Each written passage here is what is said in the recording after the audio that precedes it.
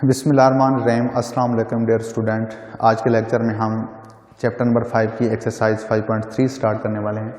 तो exercise start करने से पहले कुछ बेसिक्स हम इसकी डिस्कस कर लेते हैं जो आगे यूज़ होना है इसका। तो इसमें एक तो यूज़ होगा ऑब्जेक्टिव फंक्शन और ऑप्टिमल सॉल्यूशन, और उसके साथ ही बुक में क्वेश्चन में तो इनकी ज़रूरत नहीं है, ठीक है, इनका यूज़ नहीं आना, लेकिन चैप्टर नंबर 5 में इसका वर्ड यूज हुआ है कन्वेक्स रीजन और कनकेव रीजन, और बाउंडेड रीजन और अनबाउंडेड रीजन, ठीक है। तो कन्वेक्स रीजन और कनकेव रीजन में क्या फ़र्क है ये देख लें।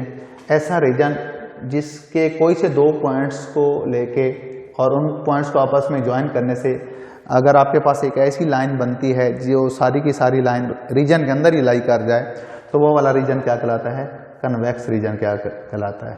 और ऐसा रीजन, ठीक है, जिसके दरमियान कोई से दो पॉइंट्स आप लें, ठीक है, और उनको आपस में मिलाएं, तो अगर लाइन रीजन के अंदर ही लाई कर रही है तो वो तो कन्वेक्स कहलाएगी। अगर लाइन का कुछ हिस्सा या सारी लाइन रीजन से बाहर जा रही है तो वो कनकेव रीजन। तो अगर यहाँ पे तो मैं टू पॉइंट्स लूँ और उनको आपस में ज्वाइन करूँ तो जो लाइन मिलती है, ये लाइन तो रीजन के अंदर ही है, लेकिन अगर यहाँ पे कोई से दो पॉइंट्स लूँ, इनको आपस में ज्वाइन करूँ तो ये लाइन का काफ़ी सारा हिस्सा जो है वो रीजन से बाहर जा रहा है, तो इस तरह के रीजन को हम क्या कहते हैं, कनकेव रीजन कहते हैं। क्या कहते हैं इसको हम, कन्वेक्स रीजन, इसको कनकेव रीजन। उसके बाद बाउंडेड रीजन और अनबाउंडेड रीजन क्या होता है, ऐसा रीजन जिसकी बाउंड्री यानी जिसकी बाउंड्री सॉल्यूशन की जो बाउंड्री है वो फाइनाइट हो तो उसको हम बाउंडेड रीजन कहते हैं, और अगर बाउंड्री का सॉल्यूशन की जो बाउंड्री है वो इनफिनाइट हो तो वो अनबाउंडेड रीजन कहलाता है। अब हम आते हैं अपने मेन टॉपिक की तरफ। तो सबसे पहले है objective function. A function which is to be maximise या minimise is called objective function, ठीक है। एक ऐसा फंक्शन जो लीनियर इनइक्वलिटीज को मैक्सिमाइज या मिनिमाइज करने के लिए यूज होता है उसको हम ऑब्जेक्टिव फंक्शन कहते हैं। जहाँ पे ये लीनियर इनइक्वलिटीज हैं, ठीक है, इनकी हमने मैक्सिमम या मिनिमम वैल्यू चेक करनी है। तो वो मैक्सिमम या मिनिमम, इस क्वेश्चन में हमने दोनों मैक्सिमम और मिनिमम चेक करनी है, लेकिन आगे के जो क्वेश्चन है उनमें जस्ट मैक्सिमम या मिनिमम चेक करना होगा। तो ये मैक्सिमम या मिनिमम करनी कैसे है वो क्वेश्चन स्टार्ट करते हैं, आपको क्लियर हो जाएगा। तो वो मैक्सिमम या मिनिमम वैल्यू चेक करने के लिए जो फंक्शन यूज होगा उसको हम क्या कहते हैं, ऑब्जेक्टिव फंक्शन। तो यहाँ पे ये वाला जो फंक्शन है ये क्या कहलाएगा, ऑब्जेक्टिव फंक्शन। उसके बाद आता है ऑप्टिमल सॉल्यूशन। तो the feasible solution which maximise या minimise the objective function is called the optimal solution. तो सबसे पहले है फिजिबल सॉल्यूशन। आपको बताया था कि फिजिबल सॉल्यूशन क्या होता है। सबसे पहले हमने देखा था सॉल्यूशन रीजन, फिर हमने सॉल्यूशन रीजन पे एक रिस्ट्रिक्शन लगाई थी और उसको कहा था फिजिबल सॉल्यूशन। फिर उस फिजिबल सॉल्यूशन में से किस सॉल्यूशन को हम क्या कहेंगे, ऑप्टिमल सॉल्यूशन, ठीक है। फिजिबल सॉल्यूशन होता है जो फर्स्ट क्वाड्रेंट में लाई कर रहा हो, और फिर फर्स्ट क्वाड्रेंट में से एक पॉइंट ऐसा होगा जिसको हम कहेंगे ऑप्टिमल सॉल्यूशन होगा। वो कैसा पॉइंट होगा, ऐसा पॉइंट जिस पॉइंट पे फंक्शन मैक्सिमाइज हो रहा हो या मिनिमाइज हो रहा हो, तो वो वाला पॉइंट क्या कहलाएगा, ऑप्टिमल सॉल्यूशन कहलाएगा। तो ये दरअसल हम जो कॉर्नर पॉइंट निकालते हैं ना, उन्हीं में से एक पॉइंट होगा जिसको हम क्या कहेंगे, ऑप्टिमल सॉल्यूशन कहेंगे, ठीक है। प्रोसीजर क्वेश्चन का जो है वो पहला प्रोसेस तो सेम है, मतलब आप सबसे पहले क्या करेंगे, इनकी एसोसिएटेड इक्वेशन बनाएंगे, फिर आप इनके ग्राफ ड्रा करेंगे, शेडिंग करेंगे, ठीक है, और फिर उसके बाद फंक्शन की मैक्सिमम और मिनिमम वैल्यू निकालेंगे, ठीक है। तो इसमें थोड़ी सी मैं चेंज कर रहा हूँ। इनइक्वलिटीज़ का आपको पता है कि अगर हम इनइक्वलिटीज़ के दोनों साइड से सेम नंबर ऐड या सब्ट्रैक्ट करें तो उस पर कोई चेंज नहीं आती, लेकिन अगर हम कोई नेगेटिव नंबर मल्टीप्लाई करेंगे तो उसका जो सिंबल है वो क्या हो जाता है, रिवर्स हो जाता है, लेस देन से ग्रेटर या ग्रेटर से लेस।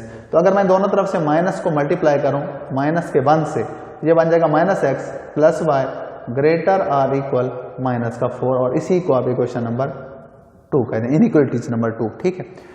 अब हम इनकी एसोसिएटेड इक्वेशन बनाएंगे। तो कैसे बनाते हैं, जस्ट इनइक्वलिटी का सिंबल हटा के वहाँ पे इक्वलिटी का सिंबल यूज कर दें।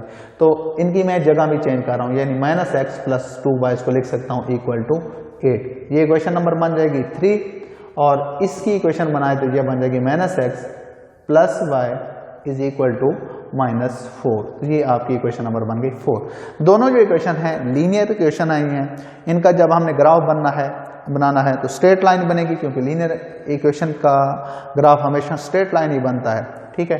तो वो ग्राफ बनाने के लिए, किसी भी स्ट्रेट लाइन का ग्राफ बनाने के लिए 2 पॉइंट्स इनफ होते हैं। तो अब इसका x इंटरसेप्ट और y इंटरसेप्ट निकालें, वहाँ से आप इसका ग्राफ बना लें। ठीक है, एक्स इंटरसेप्ट निकालने के लिए वाई को 0 कर दें, एक्स और वाई इंटरसेप्ट के लिए एक्स को 0 कर दें। तो for x intercept put y is equal to 0, then this will become -x + 2 × 0 = 8। तो यहाँ से x की वैल्यू क्या आ जाएगी, -8। इसी तरह y इंटरसेप्ट मालूम करने के लिए x को 0 कर दें और +2y = 8। तो यहाँ से y की वैल्यू क्या आ जाएगी, 4। ठीक है, तो ये मीन्स के दोनों -8, 0 और 0, 4 ये दो ऑर्डर्ड पेयर बने हैं। ठीक है, ये दोनों ऑर्डर्ड पेयर इस इक्वेशन का सोल्यूशन है। ठीक है, आपको पता है कि कोई भी इक्वेशन हो उनके ऑर्डर्ड पेयर में इनफिनाइट नंबर ऑफ सॉल्यूशन होते हैं। मीन्स कि इस इक्वेशन का जो ग्राफ बनेगा, जो लाइन बनेगी, उस पे ये दोनों पॉइंट्स लाई करेंगे। तो पहले हम इसका ग्राफ बना लेते हैं। ठीक है, ये ग्राफ बनेगा कुछ इस तरह से, ये पॉजिटिव एक्स एक्सिस वैल्यू होंगी, ये नेगेटिव एक्स एक्सिस, यहाँ पे पॉजिटिव वाई एक्सिस वाली वैल्यू और यहाँ पे y की नेगेटिव वैल्यू। ठीक है, नंबरिंग कर दें, ये यानी x की पॉजिटिव वैल्यू जा रही है 1 2 3 4 5 6 7 8 और ये नेगेटिव वैल्यू 4 5 6 7 8 9। ठीक है, यहाँ पे y की पॉजिटिव वैल्यू और यहाँ पे नेगेटिव वैल्यू। ठीक हो गया। अब हम इनको ड्रा करते हैं। -8, 0 कहाँ पे आएगा, 1 2 3 4 5 6 7 एंड 8, -8, 0।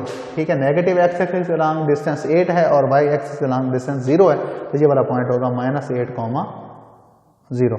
इसी तरह 0, 4 कहाँ पे लाई करेगा, यहाँ पे लाई करेगा, यहाँ पे 0, 4। ठीक है, ये 0, 4।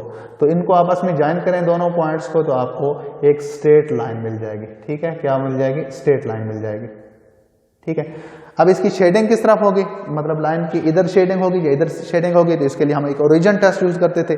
मींस गिवन इनइक्वालिटी में 0 0 पुट करें, अगर उसका आंसर ट्रू है, ठीक है, तो लाइन की ओरिजिन की तरफ शेडिंग होगी, और अगर उसका आंसर फॉल्स आए तो ओरिजिन के लाइन की जो शेडिंग है वो ओरिजिन से अपोजिट, मतलब इसका अगर आंसर ट्रू आ जाता है तो ओरिजिन की तरफ शेडिंग होगी, और अगर फॉल्स आता है तो ओरिजिन के अपोजिट साइड में। ठीक है, तो 0 0 लगाएं, यहाँ पे अगर 0 और यहाँ पे 0 यूज करें तो आंसर आ जाएगा 0 और <8। इनइक्वालिटी यानी ओरिजिन टेस्ट के लिए जस्ट आपने < और ग्रेटर का जो सिंबल यूज होगा इनइक्वालिटी में वही पुट करेंगे। तो आंसर क्या आ रहा है, 0 = 8 होता है। ठीक है जी, आंसर क्या आ रहा है, ट्रू आ रहा है। तो इस लाइन यानी इस लाइन को अगर मैं L1 कह दूं तो इसकी शेडिंग ओरिजिन की तरफ होगी।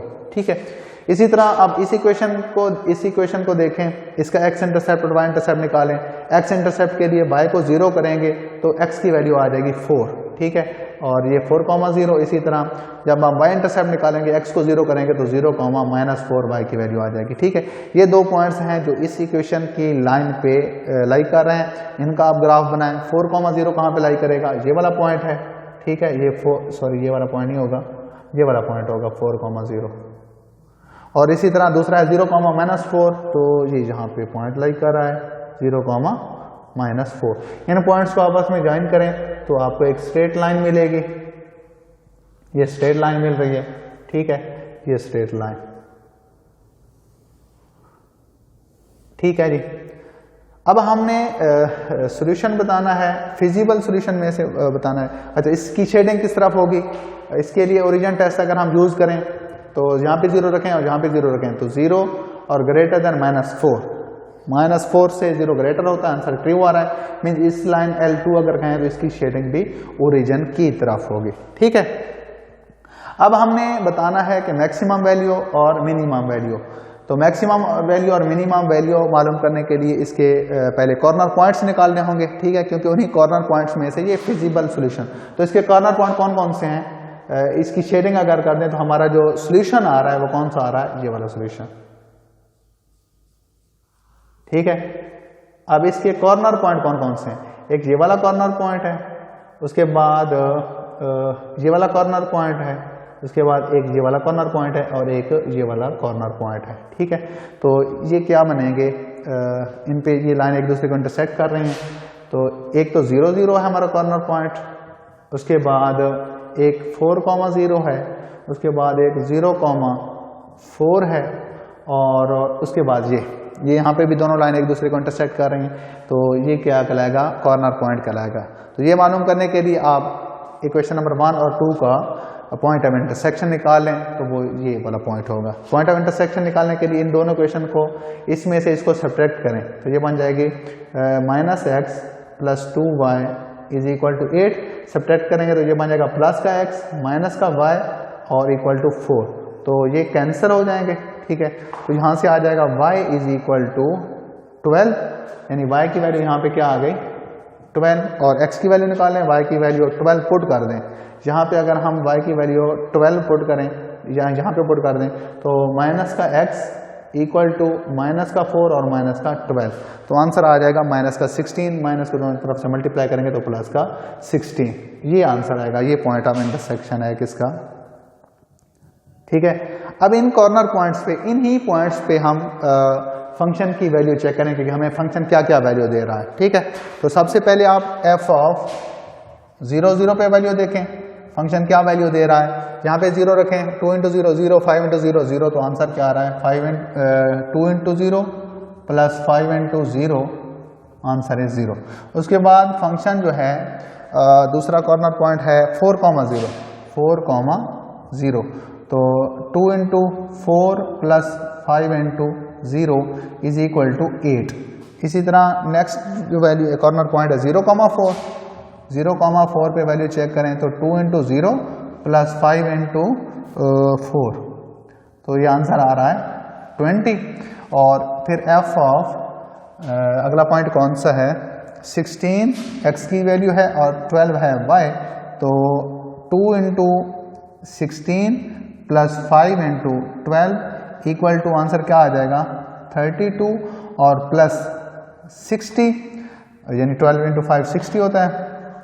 इनको आपस में ऐड करें तो आंसर क्या आ रहा है 92, ठीक है। तो हमने फंक्शन की मैक्सिमम और मिनिमम वैल्यू बतानी है, तो आप देखें कि सबसे जो मिनिमम वैल्यू है वो कौन सी है 0 है, और सबसे मैक्सिमम वैल्यू क्या है वो 92 है, ठीक है। तो यही हमने बतानी थी कि मैक्सिमम वैल्यू और मिनिमम वैल्यू, ठीक है। तो मिनिमम वैल्यू कौन सी आई है इस पॉइंट पे, और मैक्सिमम वैल्यू किस पॉइंट पे आई है 16,12। मैंने बोला था आपको कि कॉर्नर पॉइंट से ही बनेंगे फंक्शन की मिनिमम वैल्यू और मैक्सिमम वैल्यू, ठीक है। तो अगर हम ऑप्टिमल सॉल्यूशन, मैंने कहा था ऑप्टिमल सॉल्यूशन क्या होता है, the feasible solution which maximise और minimise the objective function is called optimal solution. तो ये एक वैल्यू है, इसको भी हम ऑप्टिमल सॉल्यूशन कहेंगे। ये एक सॉल्यूशन है, ये भी ऑप्टिमल सॉल्यूशन कहलाएगा, क्योंकि इस पे फंक्शन मिनिमाइज है और इस पे फंक्शन मैक्सिमाइज है, ठीक है। तो मिनिमम वैल्यू और मैक्सिमम वैल्यू हमने निकाली। आज का लेक्चर यहाँ तक था। नेक्स्ट लेक्चर में हम इसका कोई एक और क्वेश्चन कर लेंगे, बाकी इंशाल्लाह फिर उससे अगले लेक्चर में हम चैप्टर नंबर 4 स्टार्ट करेंगे। अल्लाह हाफिज़।